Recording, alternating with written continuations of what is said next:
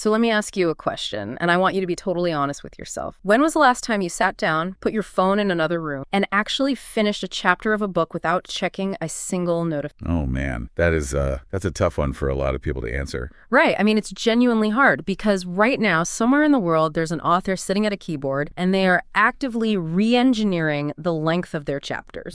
Like they are meticulously cutting words and speeding up the plot, ending every 2 pages on a cliffhanger, just to hijack the exact same dopamine loops in your brain as a Netflix countdown timer. Yeah, they have to. Yeah. Because the written word is in this desperate, really kind of existential battle for survival against the smartphone in your pocket. Exactly. And that is the mission of our deep dive. We are exploring this fierce battle for your attention. Right. We're looking at the survival of the physical book in an era of, relentless screens and constant anxiety. It's basically an arms race for human attention. Yeah. And what we're seeing in the source material today is that literature, which, for centuries was the primary vehicle for culture and empathy, it's mutating. Yeah, has to mutate just to keep us reading. And we're basing this deep dive on a really fascinating interview from an Israeli media source featuring a prominent international author and speaker. We're going to get into how authors are changing their craft, the hidden economics of being a writer, and how a nation going through massive turmoil somehow publishes thousands of books a year. But to really ground this, I think it helps to look at a highly specific example. It illustrates just how hard it is to cultivate a reading habit, right? Even for people who end up dedicating their lives to it. Oh, the childhood story, yeah. Yeah. Consider the childhood of this prominent author we're discussing. When he was a young boy, his mother just relentlessly pushed him to read. Which is, the classic parent. Totally. She deployed all the standard arguments. She told him, reading builds your intellect, it shapes your identity, it gives you depth. The ultimate parental sales pitch. Yeah. But I'm guessing the kid wasn't buying. Not even a little bit. He said he simply could not sit still for more than... Right. So his mom, trying to just meet him where he was, brought home comics. I mean, the logic makes sense, Yeah. right? Visual stimulation, less text. You'd think that would bridge the gap. You would think. But he would open a comic, maybe get to page 10, maybe push through to page 30 if you were really trying, and then put it down with that classic... I'll read the rest tomorrow. Exactly. I'll read tomorrow. Yeah. A tomorrow that inevitably never comes. Never comes, Yeah. yeah. And for him, that tomorrow stretched all the way into adulthood. He fundamentally disliked the act of reading. Right. It wasn't until much later in his life that he began to understand what a book actually represents. Yeah. He realized it's not just a container for a story. It's an active battleground for language. Yeah. A tool for forging cultural identity. It's incredible to think about that journey, right? From a kid who can't finish a 30-page comic to someone who views the book as a cultural battleground. Truly. But, to understand why that battle is so intense right now, we have to look at the environment you and I are currently operating. Yeah. We hear the phrase technological overload all the time, but the analysis we're exploring today frames this overload through a very select concept of social ADHD. Right. And we should be very clear here. We are making a sharp distinction from clinical neurological ADHD. Yeah, exactly. Clinical ADHD is a specific executive dysfunction regarding how the brain regulates attention and impulse. Social ADHD is something entirely different. It's environmentally induced. Precisely. Yeah. It is an acquired state of hypervigilance that we are just collectively doing to ourselves. I do want to push back on that term slightly, though. Like, social ADHD sounds like a very dramatic way of saying we're just busy people in a fast-paced world. I mean, I get that. Aren't we just adapting to a faster information economy? Like, why pathologize? It's a fair question. But looking at the neuroscience of what happens to our nervous system actually provides the answer. Okay, how so? Well, when you are constantly anticipating a digital disruption, a text, an email, a news alert, your brain is essentially being trained to never settle into a deep state of focus. Right, you're always on edge. Yes. Yes. You're maintaining this shallow, scanning level of attention. Your brain is actually releasing small bursts of cortisol, the stress hormone, because it expects to be pulled away at any second. Oh, wow. So you're literally living in a state of chronic low-level anticipation. Exactly. It's like keeping your car engine idling really high in the driveway just in case you need to speed off instead of just, turning it off and parking in the garage. The engine just runs hot all. That is a perfect analogy. Mm-hmm. And what makes this particularly severe in the specific context of Israel, which is the backdrop for much of this analysis, is that this technological overload is compounded by reality. Physical reality, yeah. the stark physical reality of emergency alarm. Right, because when your phone buzzes there, it might be an Instagram, or it might be a literal siren warning you of an incoming rocket. Exactly. When your device is tied to physical survival, that hypervigilance we talked about, it's amplified exponentially. Yeah, can't even imagine. Even when the phone is on airplane mode or tossed across the room, the psychological anticipation remains. The nervous system is just braced for impact. Right. And this is exactly why the immersive nature of a physical book acts as such a vital counterweight to modern life. Because a book demands the exact opposite of that scanning hypervigilant. Right. A book requires sustained, unbroken focus. It forces the brain to utilize its working memory. Think about the cognitive architecture required to just read a novel. You have to remember a character introduced on page 10. Hold their motivations in your mind. Exactly, and apply that understanding to a decision they make on page 200. You're actively simulating another human being's emotional state. Which is how empathy... It's the literal mechanism. You cannot achieve that level of deep constructive introspection while your brain is just waiting for a notification to ping. The contrast is massive. And it's not just about emotional depths either. It's about the very building blocks of how we articulate our reality. Yes. There's this deeply illuminating data point from the source regarding vocabulary. It shows just how fast deep reading rewires a brain, even a very young one. Oh, the blueberry example. This is a perfect illustration. Yeah. The author noted an incident with his own daughter when she was 5 years old. Right. And typically, a 5-year-old operates with very utilitarian language, right? They want a snack. They say, I want an apple, or give me berries. They get straight to the point with the tools they have. No fluff. Exact. But one day, this 5-year-old asks him for a handful of blueberry. And in Hebrew, she used an incredibly specific, highly elevated, almost archaic phrase. Right. The phrase was... Hofen achmaniot. Wait, hofen? That's not a word you hear on the playground. It is absolutely not. It translates to a handful, but it's a very literary, formal term. Wow. The father was stunned. He realized instantly that a 5-year-old does not pick up a word like Hoffen from a fast-paced 20-second cartoon clip. Or from casual household chatter, for sure. No, she extracted it directly from reading books. Because when a child encounters a strange word in a book, they can't just swipe past it like a TikTok. Right. The word is embedded in a context, in a scene that their brain has to act on. And that active construction cements the vocabulary in a way passive viewing simply... It proves the immediate, tangible impact that long-form reading has on a child's linguistic toolkit. It literally expands the boundaries of what they are capable of thinking and expressing. Okay, but again, let me play devil's advocate and challenge this underlying premise. Go for it. We're talking about books as if they're the only place text exists. But if we are honest, you and I probably read 10,000 words a day. Oh, easily. We read endless streams of text messages, incredibly long and nuanced emails,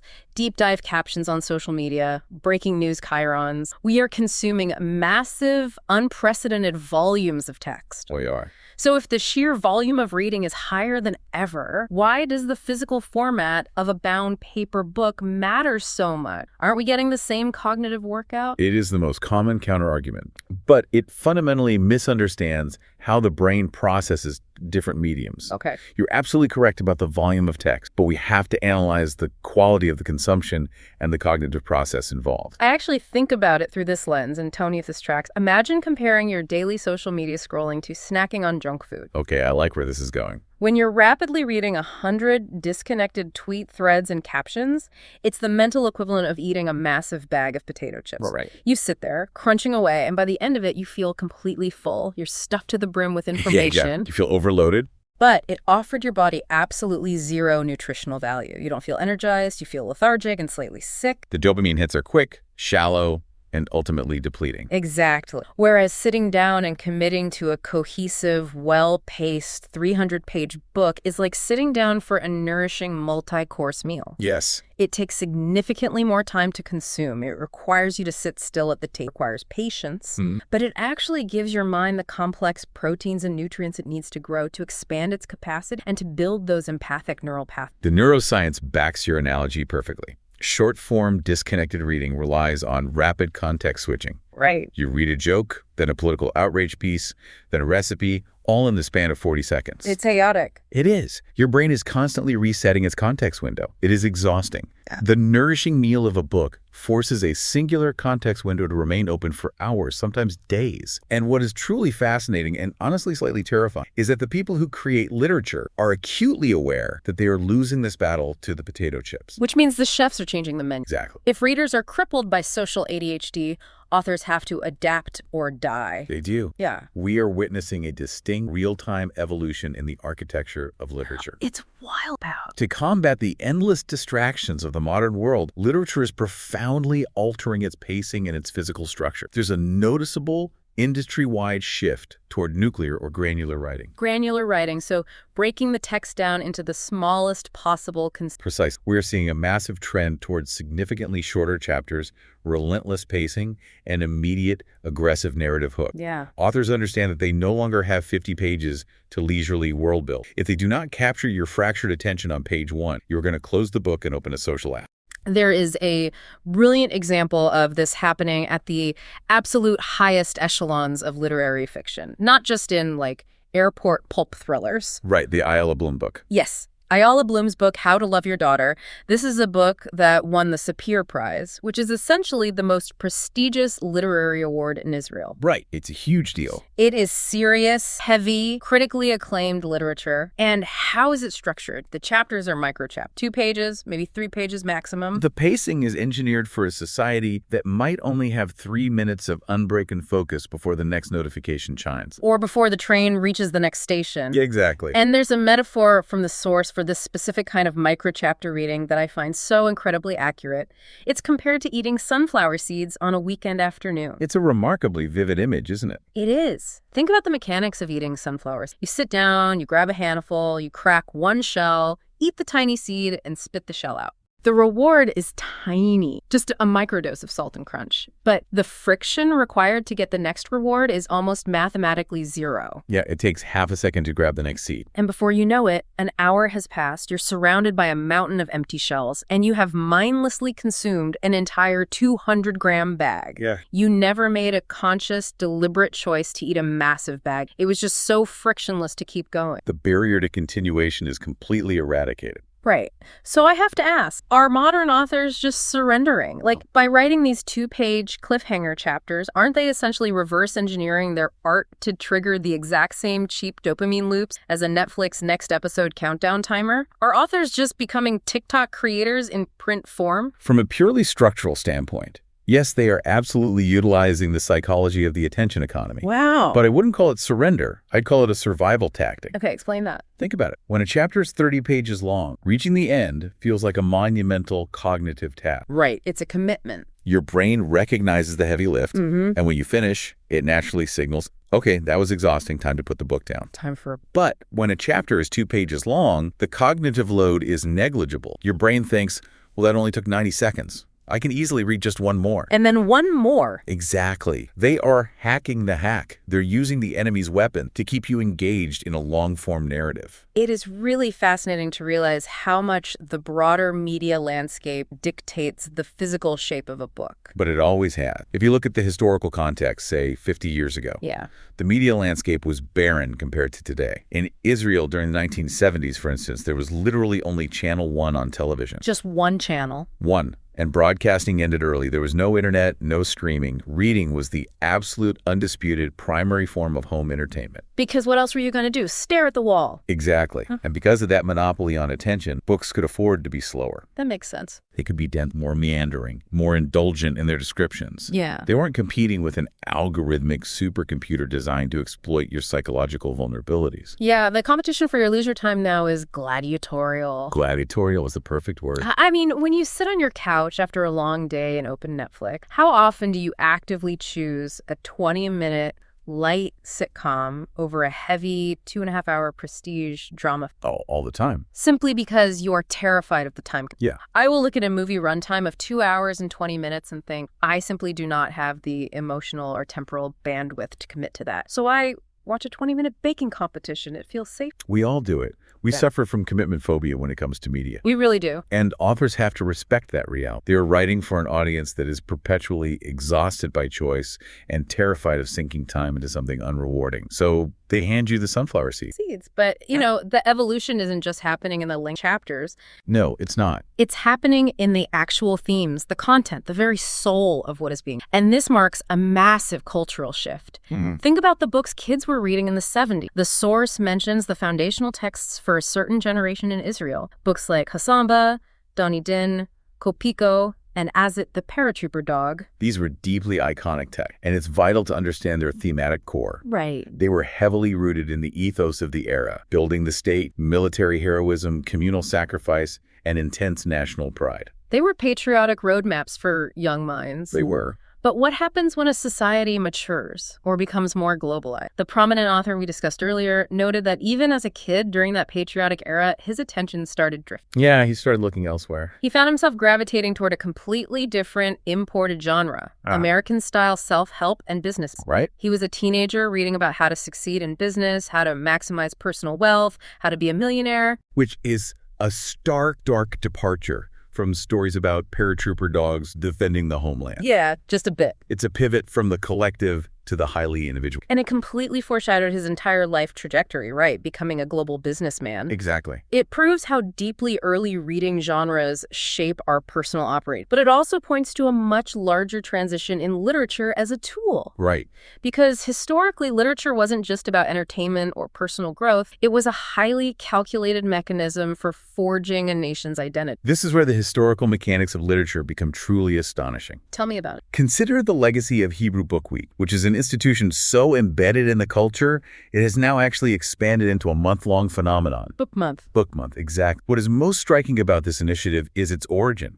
It began exactly 100 years ago. Which is wild because 100 years ago means it started in the 1920s. Right. That is decades before the actual state of Israel was even officially established. It predates the state by a generation. Wow. And the mission behind those early book fairs was not commercial. It wasn't about authors trying to hit a bestseller list to get rich. What was it then? It was a deliberate, highly strategic geopolitical and cultural tool designed to unify a wildly fractured population. Because you had these massive waves of immigrants arriving from all corners of the globe, and they didn't have a shared operating. It was a literal linguistic Tower of Babel. You had people speaking Yiddish, Arabic, Russian, Moroccan dialects, French, German. Right. You cannot build a cohesive society, let alone a functioning state, if the population cannot communicate in the street, in the factories, or in the military. So the goal was to take Hebrew, which for centuries had primarily been a frozen liturgical language used for prayer and study, and force it into becoming the living, breathing language of daily life. Exactly. And literature was the distribution mechanism for this new operating. The books produced during that era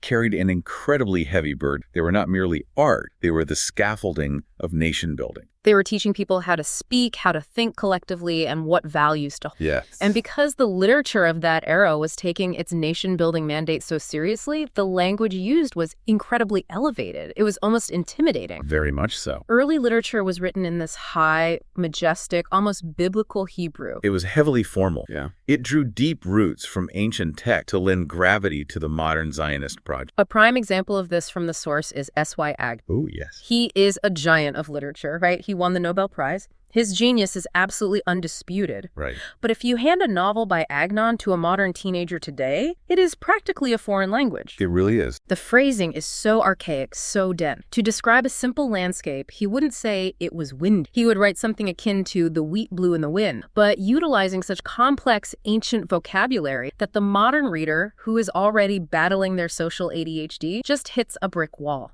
The archaic language becomes a massive barrier to entry. Yeah. If the cognitive load of merely decoding the vocabulary is too high, the modern reader will just abandon the text. Which brings up a really thorny debate about the soul of modern literature. Mm-hmm. Because if you look at the bestseller lists today, they aren't filled with majestic novels about settling the land or communal sacrifice. No, they're not. They're dominated by romance novels, gritty crime thrillers, books about the anxieties of technology, and stories focused on making money or navigating social media dynamics. Right. So the inevitable cynical question arises. By abandoning those grand, unifying national narratives to write thrillers about Instagram influencers, haven't we lost the identity-building power of literature? It's a valid concern. Is it all just trashy entertainment now? It is a common critique. The idea that popular literature has become frivolous and abandoned its moral duty. But looking closely at how culture evolved provides a very clear rebuttal to that. Okay, let's hear the rebuttal. Adapting to modern themes is not a loss of identity. It is a shift in values that literature absolutely track. Because you can't just keep writing the Ten Commandments over and over again and expect to buy it. Exactly. You cannot lecture a modern, highly secular, tech-driven society from a mountaintop using the linguistic style of the 1920s. It just doesn't work. Right. Adapting to modern anxieties, complex family dynamics, the isolation of technology, modern romance means that literature is actually doing exactly what it is engineered to do. Which is? It is acting as a mirror. It's reflecting the current spirit and complexities of the era.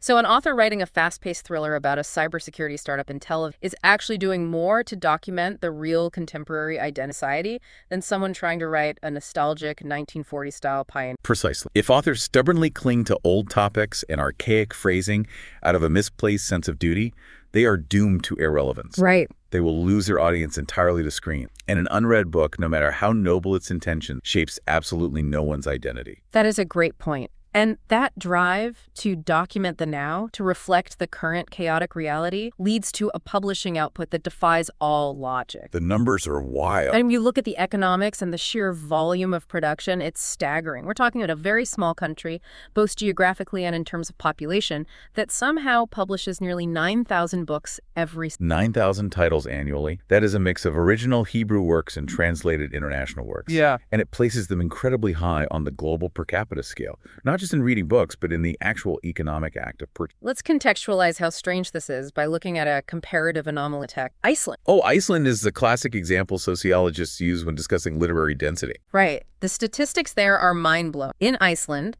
roughly 1 in every 100 citizens will write and publish a book in their lifetime. 1 in 100. Which is crazy. Okay. But when you look at the environmental mechanics of Iceland, it makes perfect logical sense. Right. It is a tiny, isolated island nation of maybe 300,000 people. The winters are brutally dark and free. You are physically forced to stay indoors by the fire for months on end. Yeah, you can't go outside. Of course you're going to read. And eventually, out of sheer boredom and introspection, you are going to write. The geography dictates the culture. The environment mandates the hobby, basically. Exactly. But then you pivot back to Israel, and the environment could not be more antithetical to Iceland. Not at all. It is blisteringly hot. It is constantly sunny.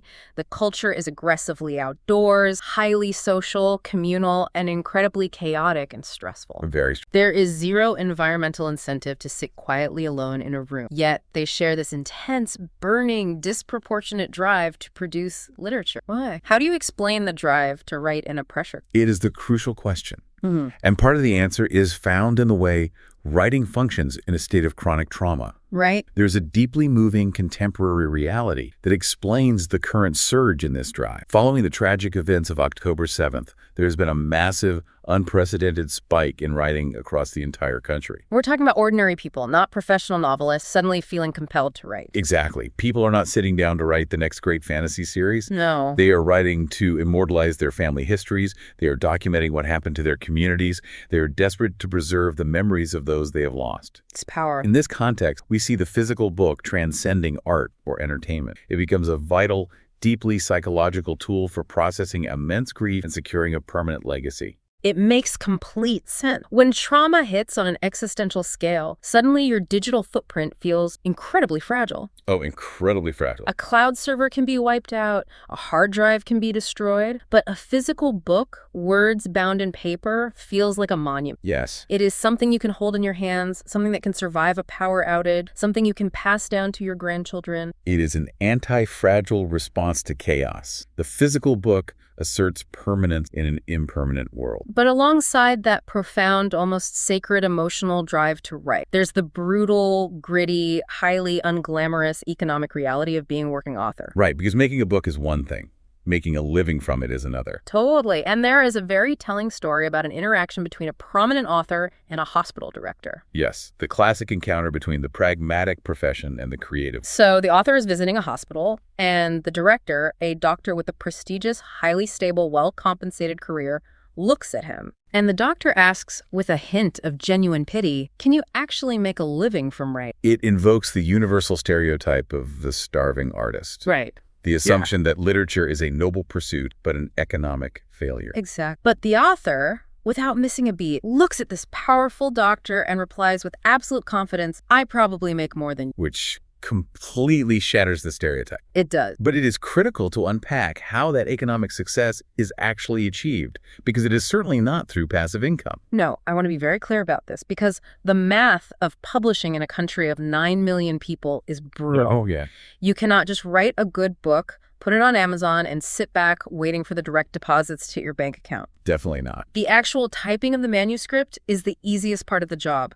The real work is the relentless physical hustle that follows. The author is explicit about this reality.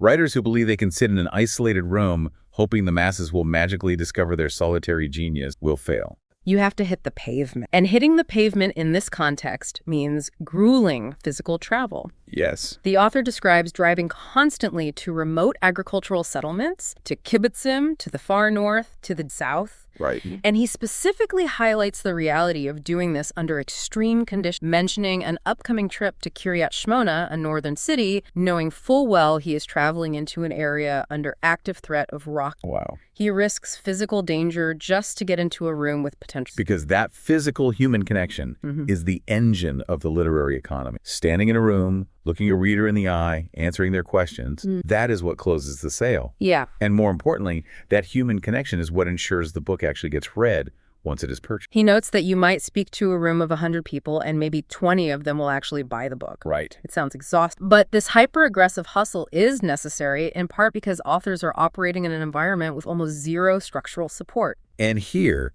we have to impartially examine the economic and political realities of cultural. It is a vital piece of the broader context. If you look at the national budget allocations, the cultural budget in Israel is remarkably tiny. How tiny? It hovers around 0.01% of the total national. 0.01%. That is essentially a rounding error. It is a fraction of a fraction. To put that in perspective, compared to European nations. Okay. In countries like France or Germany, the cultural budget funding for the arts, literature, libraries, theater is typically around 1% or even 2% of the national budget. That's a massive. Huge. Now, any objective analysis must acknowledge the obvious geopolitical realities. Right. A country that has faced severe, multi-front existential security challenges for decades must inherently dedicate a massive percentage of its resource to defense. The necessity of the military budget is undeniable. Right. The argument isn't ignoring the reality of the neighborhood. Tanks and Iron Dome interceptors cost money. But there is a very compelling counter-argument regarding what actually constitutes defense. Right. The argument posits that even in the face of relentless security threat, investing just 1% in culture could have a radically transformative effect on the internal health of the society. The underlying theory is that culture acts as an internal pressure valve. Okay. Proper funding for book, libraries, and the arts could actively reduce societal aggression, lower domestic violence, and stem the erosion of core civic values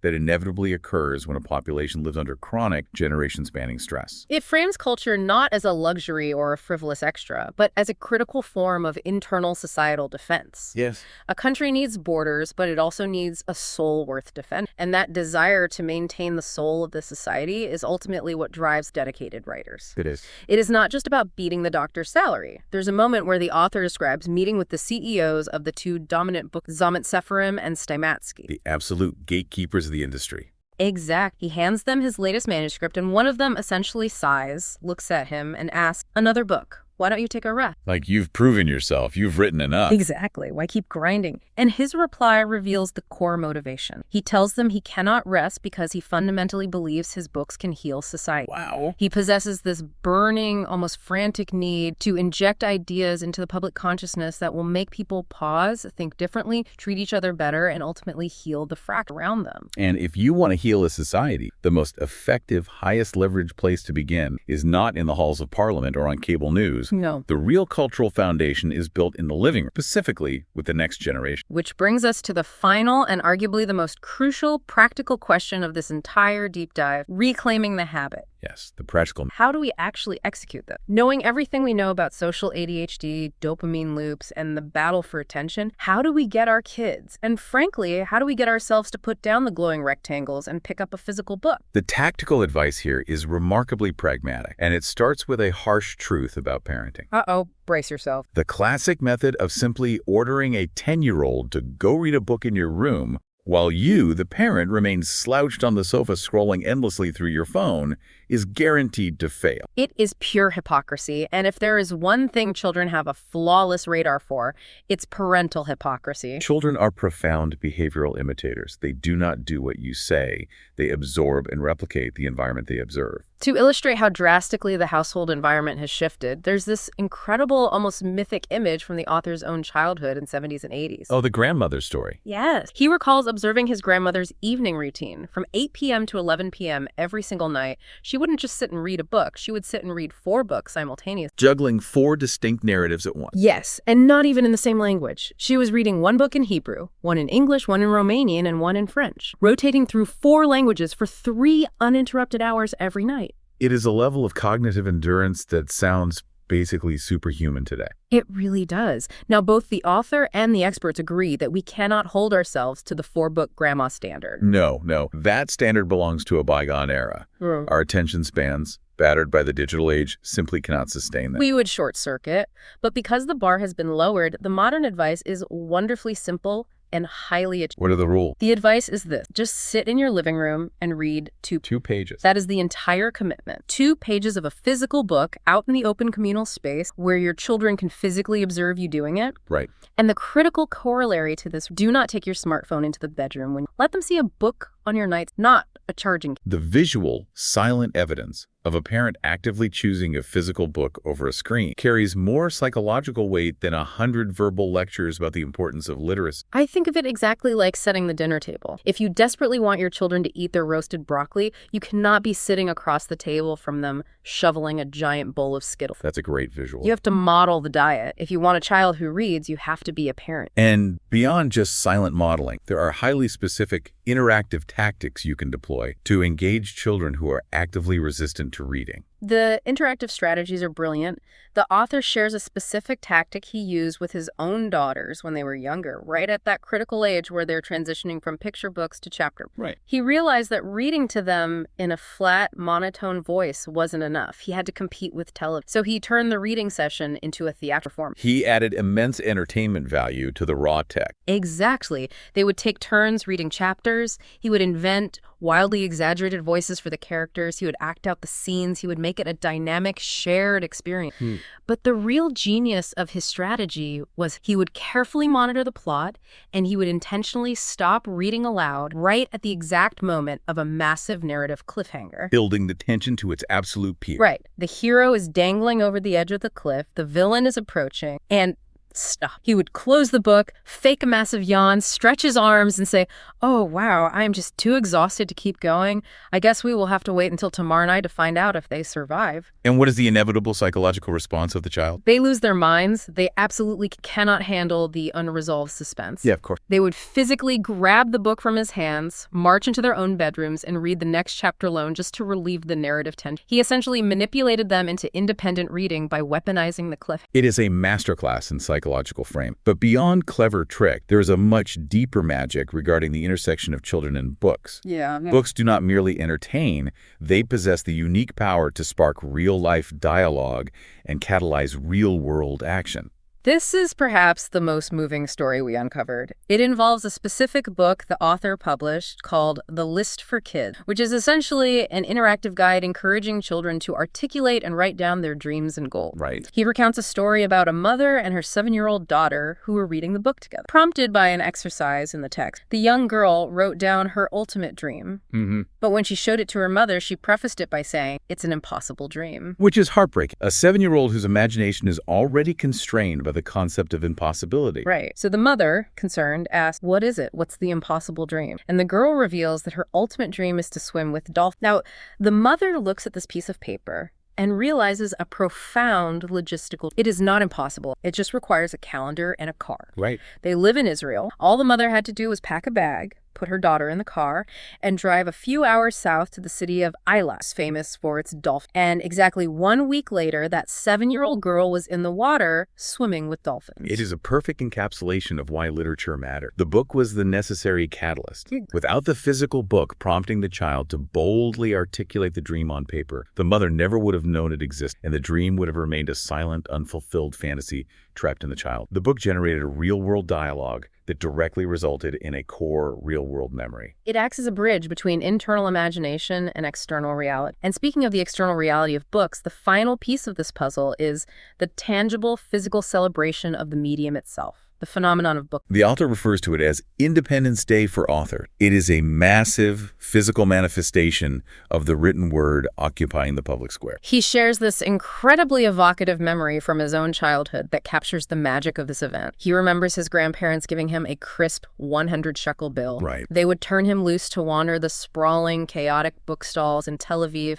Back then it was held at Rabin Square, though today it has moved to the Sarona complex. And he vividly remembers the intense, high-stakes calculation of a kid with a strictly limited budget. He would walk from stall to stall, weighing the heavy decisions. How do I allocate this 100 shekels most efficiently? Do I buy 3 paperbacks or 1 massive hardcover? Which worlds do I want to own? The physical act of browsing, of picking up the book, feeling the weight of the paper, inspecting the covers, it engages the senses in a way clicking add to cart on a website never will. And then the ultimate reward of the festival. Meeting his childhood heroes in the flesh. He talks about the thrill of walking up to the authors who built the worlds he lived in, legends of Israeli children's literature like Smadar Shir and Galila Ronfeder. Right. He would hand them the physical book, look them in the eye, and watch them sign their name on the Getting a signed book directly from the creator forges a profound, lifelong emotional anchor to the written. It really does. It takes the abstract, invisible concept of a story and grounds it in a tangible human connection. Years later, you can look at that signature on your bookshelf and you are instantly transported back to that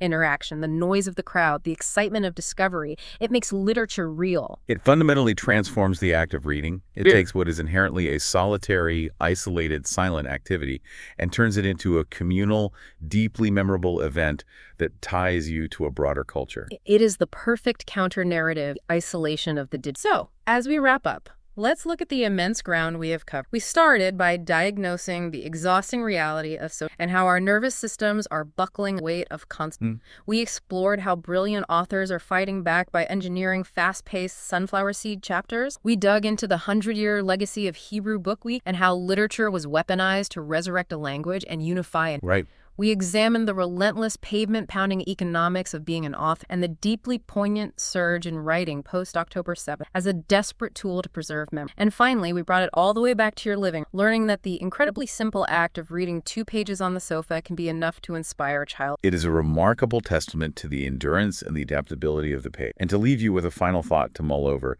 I want to build on that idea of preserving memory that we discussed earlier. Okay. People are writing books right now to ensure their histories aren't swallowed by time. I want you to genuinely consider your own digital footprint. Oh, that's a scary thought. Think about the thousands of text messages you sent, the fleeting social media posts, the tens of thousands of digital photos stored on some distant, invisible server. Yeah. If those servers went down tomorrow, or if your accounts were wiped, what physical, tangible record of your thoughts, your core values, or your family's unique story would actually remain behind? Wow. Perhaps the most radical, defiant act of rebellion in the modern digital age isn't merely choosing to read a physical book. Perhaps the ultimate act of rebellion is deciding to write one. Wow. What an incredibly powerful thought, Ted. Thank you so much for joining us on this deep dive. And tonight, I have a challenge for you. Take your phone, put it in a completely different room, and go pick up a physical book. Just 2 pages. Even if it is just experience.